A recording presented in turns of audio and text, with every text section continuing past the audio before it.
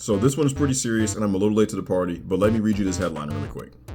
Steam takes down a ton of corn games, cracks down on certain kinds of adult-only content. Here's why in its new policy.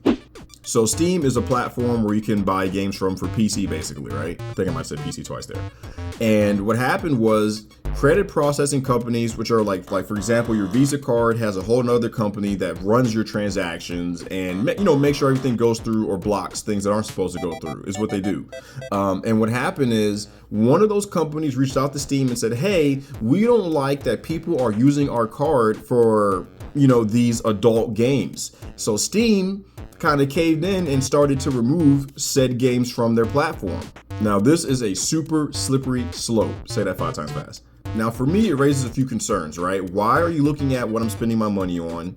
And 2, it makes me think that you are selling my information, my purchase history to other people and they don't like what they're seeing. Which it doesn't matter because it all comes down to me and it's my data and I should be using my card however I want to be using it. Now, in 2025, we saw Paramount kind of run into a conflict with someone who is, because of legal and factual information that, was an interview that got put out onto the internet. But however, the person who might be didn't like that and wanted them to remove it, but because everything was fine, it was baseless and they couldn't do anything. But however, all of a sudden, Paramount needs approval from you-know-who. And this is where the problem is really starting to snowball, where if one side has some kind of leverage, then they can simply use that regardless of the legal or moral implications and get things removed from the internet that they don't like. And I'll leave you with this. In 2018, there was somebody out there who blamed the violence in schools on video games.